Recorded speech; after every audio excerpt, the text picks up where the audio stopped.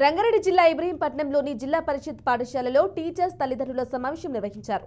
ముఖ్య అతిథిగా రాష్ట్ర విద్యా కమిషన్ చైర్మన్ ఆకునూరి మురళి హాజరయ్యారు. ఈ క్రమంలో ప్రభుత్వం ప్రతి ఒక్క విద్యార్థికి 1000 రూపాయల ఆర్థిక చేయూతను అందించడానికి ముందుకొచ్చారని చైర్మన్ తెలిపారు.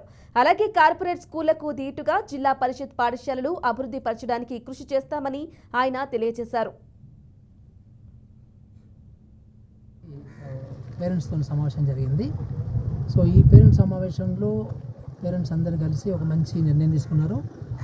సో ఆ నిర్ణయంలో భాగంగా వాళ్ళు ఈ స్కూల్కి సంబంధించి ఈ ఊర్లో ఉన్నటువంటి అన్ని స్కూళ్ళకు సంబంధించి ఒక సమగ్ర అభివృద్ధికి సంబంధించి ఆలోచన చేశారు వాళ్ళు. సో దానికి సంబంధించి ఒక మంచి ఇంటర్నేషనల్ లెవెల్లో కార్పొరేట్ స్కూల్ లాగా తయారు చేసుకోవాలని చెప్పేసి వాళ్ళు నిర్ణయం చేసుకోవడం జరిగింది. దానికి సో గవర్నమెంట్ సపోర్ట్ చేస్తుంది. అట్లాగే సోషల్ డెమోక్రటిక్ ఫోరం లాంటివి, అట్లా కన్సర్న్ ఇండియా ఫౌండేషన్ లాంటివి కూడా సపోర్ట్ చేయడానికి ముందుకు వచ్చాయి.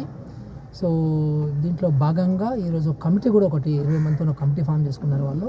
సో అట్లాగే వాళ్ళందరూ కూడా స్వచ్ఛంద సంస్థలతో పాటుగా గవర్నమెంట్తో పాటుగా వాళ్ళు కూడా మేము ప్రతి స్టూడెంట్కి ఒక 1000 రూపీస్ మేము కాంట్రిబ్యూట్ చేస్తామని కూడా నిర్ణయం తీసుకోవడం జరిగింది.